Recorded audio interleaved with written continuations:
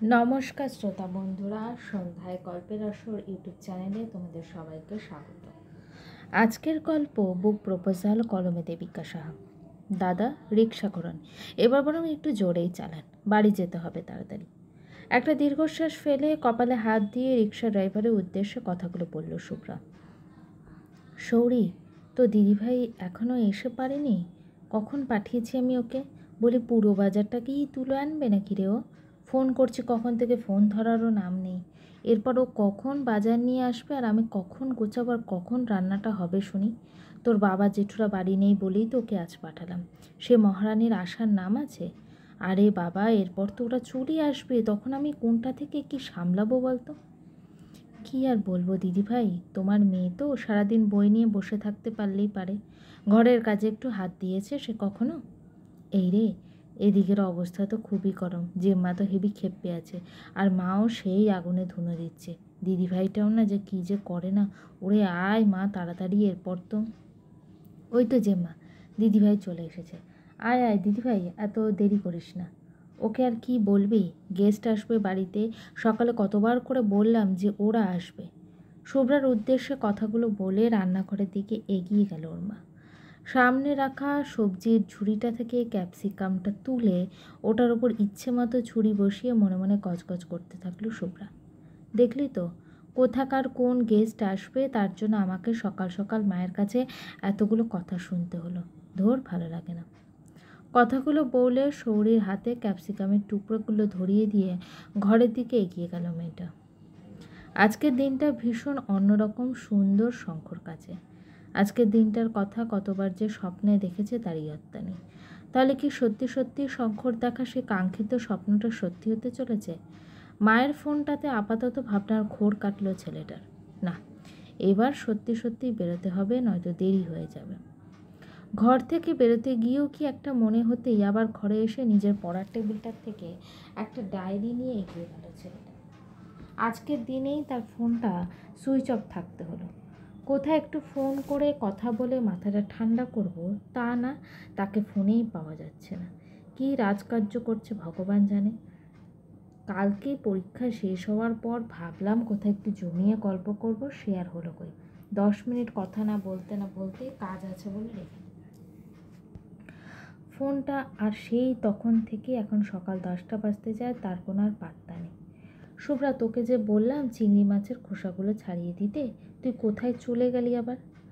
উফ, এই এক হয়েছে, কোথাকার কোন গেস্ট চিংড়ি মাছের মালাইকারি খাবে আর তার জন্য আমাকে মাছের খোসা ছাড়াতে হবে। ধুর বাবা। মায়ের ডাকাডাকিতে এক প্রকার বিরক্ত হয়ে আসন্ন গেস্টকে মনে মনে 5 কথা শুনিয়ে দিয়ে রান্নাঘরের দিকে এগিয়ে গেল মেয়েটা। শহরের বুকে তীব্র রোদের স্তিমিত অনেকটাই। একটু আগে হয়ে যাওয়া এক পশলা বৃষ্টিতে নগর জীবন এখন স্নিগ্ধতা আর শান্তির অনুভবে ব্যস্ত। শুভ্রাতে বাড়ির ডাইনিং রুমটা এখন ভীষণ রকম ব্যস্ত। শুভ্রার মায়ের সেই লিস্ট ধরে এত পদে রান্না শেষ হয়েছে কিছুক্ষণ হলো। রান্নাগুলো সব গুছিয়ে কিছু টেবিলে সাজিয়ে আর কয়েকটা আইটেম ফ্রিজে রেখে এখন বাদবাকি কাজগুলো গুছিয়ে নিতে ব্যস্ত কাবেরী দেবী। এই দিদিভাই, তুই এখানে ফ্রিজের সামনে বসে বসে কি করছিস? রেডি হবি তো? সৌরির প্রশ্নতে একটু বিরক্তিকর দৃষ্টি নিয়ে ওর দিকে তাকালো শুভ্রা। দেখতে পাচ্ছিস না যে কি করছি? আমার মা আবার তার মহান গেস্টের জন্য আমপোড়া আমের শরবত বানানোর দায়িত্ব দিয়ে গেছে। হ্যাঁ, সে তো অনেক আগে। এই দিদিভাই, এটা তো তুই ভালোই বানাস, এতক্ষণ তো তোর সময় লাগার কথা নয়। আর শরবতটাই বা কোথায়? উল্টে এখন অ্যালুমিনিয়ামের ফয়েল নিয়ে কি করছিস তখন থেকে? শরীর থেকে একটু রাগ রাগ চোখে নিয়ে তাকালো শুভ্রা। এই শোন, আমার খেয়ে দেখে আর কাজ নেই নাকি রে, যে অচেনা অজানা গেস্টের জন্য বসে বসে এনার্জি নষ্ট করে শরবত বানাবো? অত পারবো না, বুঝলি তো। তাহলে এসব, আমি দোকান থেকে আইসক্রিমের একটা বড় বার কিনে এনেছি, ওটাই ঢেলে নেব এই ফয়েলগুলোর মধ্যে, তারপর ফ্রিজিং। কেউ বুঝতেও পারবে না যে ওটা আমি বানাইনি। মোট কথা হলো, অচেনা গেস্টের জন্য আমি এনার্জি খরচা করতে পারবো না, ব্যাস। কথাটা বলে হাতের সামনে থাকা বাকি আইসক্রিমের ফয়েলগুলো ফ্রিজে ঢুকিয়ে পাশে থাকা রুমালটা দিয়ে হাতটা মুছে নিজের ঘরের দিকে এগিয়ে গেল শুভ্রা। ওর চলে যাওয়ার দিকে হা করে তাকিয়ে রইল সৌরি।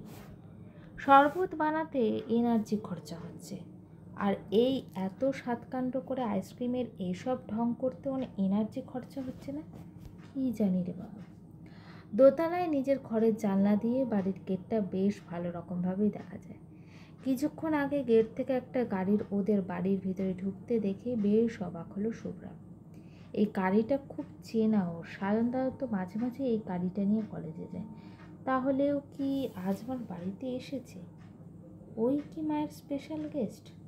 কথাটা মনে হতে ভালো লাগার একটা আলাদা হাওয়া খেলে গেল শুভ্রার মনে। কিছুক্ষণ আগে স্নান করে মায়ের রেখে যাওয়া একটা হালকা সবুজ রঙের চুড়িদার পরে জানলার পাশটাতে দাঁড়িয়েছিল মেয়েটা। শঙ্খ আসার আভাসটা পেয়ে তাড়াতাড়ি যতটা সম্ভব সুন্দর করে নিজেকে গুছিয়ে নিল। হাঁটু পর্যন্ত লম্বা চুলটা ছেড়ে দিয়ে বেশ লাগছে তো। আয়নার সামনে নিজেকে দেখে নিজে একটু হেসে উঠল। চোখে হালকা কাজল পরতেই বরাবর পছন্দ করে শুভ্রা।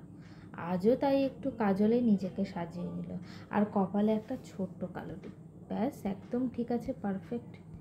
নিজের মনে কথাটা বলেই বসার ঘরের দিকে এগিয়ে গেল মেয়েটা। আজকে শঙ্খকে কেমন যেন অন্যরকম দেখাচ্ছে। দরজার পিছন থেকে শঙ্খকে দেখে একটু অবাকই হলো শুভ্রা। একটা আকাশি টি শার্ট সঙ্গে রিমলেস চশমার কম্বিনেশনে ছেলেটাকে যে খুব সুন্দরই লাগছে সেটা আর বলার অপেক্ষা রাখে না। তবে প্রতিদিনকার থেকে আজকে কোথাও যেন একটু অন্যরকম। আজকে বড্ড শান্ত দেখাচ্ছে ছেলেটাকে।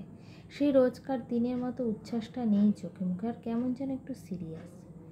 ওদের বসার ঘরের সোফাটার ওপর শান্তভাবে বসে আছে ছেলেটা।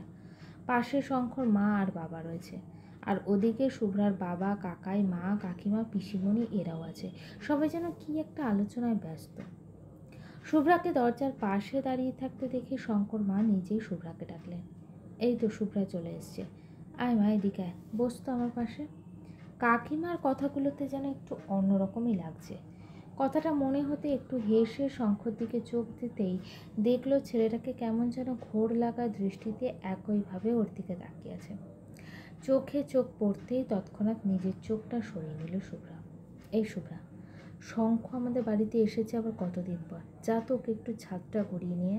আর এখানে তো এমনিতেই আমরা বড়রা কথা বলছি, তো ওদের থাকার দরকার নেই। একেবারে খাওয়ার সময় ডাকবো দুটোকে, তখন আসিস। এখন যা তো যা, ঘুরে আয়।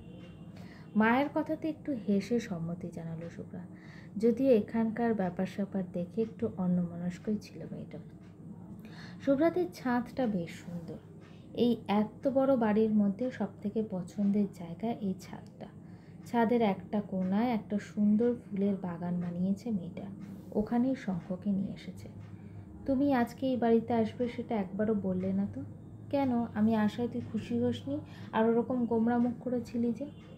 সেটা নয়, তুমি হঠাৎ এভাবে বাড়িতে, মাও বলল কি সমস্ত কথা বলবে বড়রা, আমি কিছু বুঝতে পারছি না। আর কালকে যখন ফোন করলাম তখন তুমিও বললে না যে এখানে আসবে। আজকে সকাল থেকে কতবার তোমার ফোনে ট্রাই করলাম, পেলাম না। মাকে না আমি বুঝতে পারছি না কিছু, আমি কিছু বুঝতে পারছি না। শুভ্রার এত এত প্রশ্ন শুনে মনে মনে একটু হাসলো শঙ্খ। শোন, তোর না এত বুঝে কাজ নেই, চল নিচে চল। কাকিমা মনে হয় এতক্ষণে খাবার সাজিয়ে ফেলেছে। উফ, চিংড়ি মাছের মালাইকারির সঙ্গে বাসন্তী পোলাও কবজি ডুবিয়ে খাবো। আয় আয় নিচে আয়। কথাগুলো বলে শঙ্খ একটু এগিয়ে গেল। তবে শুভ্রাকে ওর পিছনে না আসতে দেখে আবার ঘুরে গেল ছেলেটা। কিরে, আয় নিচে আয়। অত ভেবে লাভ নেই, বাকিটা না হয় খাওয়ার পরেই জানি। শোন, তুই দাঁড়িয়ে থাকলে থাক, আমি নিচে গেলাম, খুব খিদে পেয়েছে আমার। কথাটা বলে সামনের দিকে এগিয়ে গেল শঙ্খ। আমি জানি শুভ্রা, তুই এইভাবে আমাদেরকে আসতে দেখে খুব অবাক হয়েছিস, কিন্তু বিশ্বাস কর, যখন তুই আমাদের এখানে আসার কারণটা জানতে পারবি তখন তোর থেকে খুশি কেউ হবে না, আমি জানি। মনে মনে কথাটা ভেবে নিয়ে একটু হাসলো ছেলেটা। কথায় বলে, যার মন ভালো তার নাকি রান্নার হাতও ভালো। আজকে খাওয়ার টেবিলে বসে এই কথাটা কম করে হলেও 10 বার শুনে নিয়েছে শুভ্রা। নাকি সবাই নাকি শুভ্রার বানানো আইসক্রিমের প্রশংসায় পঞ্চমুখ। শঙ্কর মা তো একবার বলেই ফেলেছে যে আইসক্রিমটা পুরো দোকানের মতো খেতে। এটা যে ঘরে বানানো সেটা আলাদা করে বোঝাই যাচ্ছে না। শুভ্রা যে এত সুন্দর করে আইসক্রিমটা বানিয়েছে এটা ভেবে উনি ভীষণ খুশি। তাই বারবার শুভ্রার রান্নার হাতের প্রশংসা করেই যাচ্ছে। সবার খাওয়া প্রায় শেষ হবার পর শুভ্রা আর সৌরি খেতে বসেছে। এই বারবার সকলের মুখে নিজের প্রশংসা শুনে একটু জোর করে হাসার চেষ্টা করছে মেয়েটা। আঙ্গুল দিয়ে প্লেটের ওপরে রাখা ভাতটা নাড়াতে নাড়াতে মুখে জোর করে একটু হাসি নিয়ে নিজের আইসক্রিম বানানোর গুণগান শুনে যাচ্ছে। সেদিন চিকেন খাওয়ালি, সেটা ছিল নুনে পোড়া। আজ আবার দোকান থেকে বানানো আইসক্রিমটাকে নিজের বলে জ্বালালি। শঙ্খদার মা তো বুঝতেও পারছে না যার এত প্রশংসা করছে সে আদত একটা ঢ্যাঁড়স, রান্না বান্নার কিচ্ছু পারে না। পাশে বসে সৌরীর শুভ্রাকে উদ্দেশ্য করে বলা এসব কথাগুলো শুনে একটু কোলকাল চোখ করে তাকালো শুভ্রা। খেতে দিয়েছে মা, চুপচাপ খেতে পারছিস না? এত বেশি কথা বলতে তোকে কে বলেছে? বেশি কিনা জানি না, তবে কথাগুলো তো ঠিক। একটা মানুষ এত প্রশংসা করছে আর তুই কিনা বিনা ক্রেডিটে প্রশংসা শুনে যাচ্ছিস। কাকিমা, বলছি যে চিংড়ি মাছের মালাইকারিটা সুন্দর হয়েছিল না? আসলে চিংড়ি মাছের খোসাটা তো দিদিভাই ছাড়িয়েছে, তার জন্যে তো। ওমা তাই? আমাদের শুভ্রা আবার মাছ কাটতেও জানে? এ তো পাকা কিন্নি। তবে এই কথাটা তুমি ঠিকই বলেছো সৌরি, মাছটার খোসা ঠিক করে ছাড়ানো হয়েছে বলেই কিন্তু রান্নাটা এত সুন্দর লাগলো খেতে। সত্যি দিদি, শুভ্রা তুই যে কত গুণমতী মেয়ে। শঙ্কর মায়ের মুখে এমন একটা যুক্তি শুনে তো মাথায় হাত।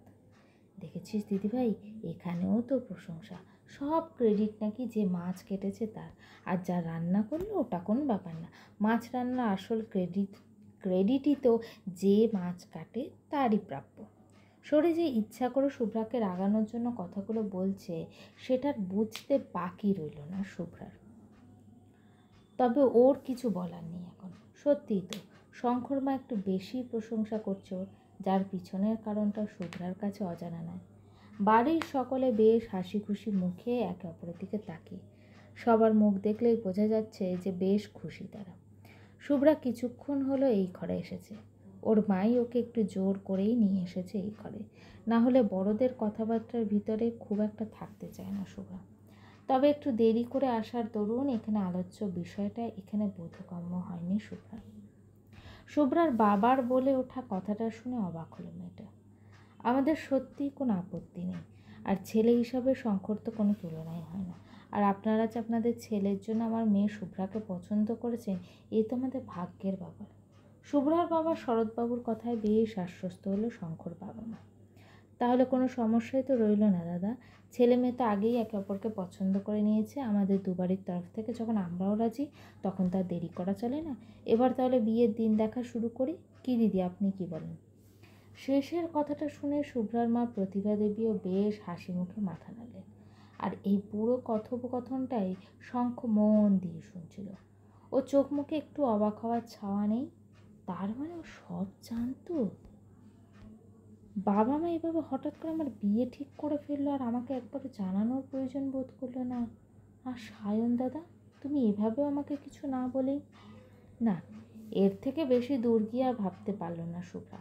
ভাবনাগুলো যেন কেমন থমকে যাচ্ছে। এটা কি করে সম্ভব হতে পারে? শুভ্রাকে চুপচাপ বসে থাকতে দেখে শঙ্কর মা ওকে ডেকে কয়েকটা কথা বলে বসলেন। কী রে শুভ্রা, তুই চুপচাপ কেন? কিছু বল। দেখ, সামনের বছরের শুরুতেই কিন্তু আমরা বিয়ের দিন দেখছি। সরি আন্টি, আমার পক্ষে না এখন বিয়েটা করা সম্ভব না। বা তোমাকেও বলছি, তুমি এই বিয়েটা নিয়ে এখন কিছু ভেবো না, আমি বিয়েটা করতে পারবো না। শুভ্রার কাছ থেকে এরকম একটা উত্তর কেউ আশা করেনি এই সময়। এক মুহূর্তে হাসি খুশি পরিবেশটা কেমন যেন থমথমে হয়ে গেল। শঙ্খ অবাক চোখে তাকিয়ে রইল শুভ্রার দিকে। শঙ্কর এই হতাশ চোখে তাকিয়ে থাকা শুভ্রার চোখ এড়ায়নি, কিন্তু এই মুহূর্তে ঠিক কী বলবে সেটাও জানে না। তাই চুপচাপ সবাইকে কিছু কথা বলে ওই ঘরটার থেকে বেরিয়ে এলো মেয়েটা। গল্পটি কেমন লাগলো অবশ্যই কমেন্ট করে জানিও। আর গল্পের পরবর্তী পর্বটি শোনার জন্য আগ্রহী হলে অবশ্যই আমার চ্যানেলটাকে সাবস্ক্রাইব করো। আর প্রচুর প্রচুর ভালোবাসা দিও, গল্পটিকে লাইক দিও এবং প্রচুর প্রচুর কমেন্ট করো।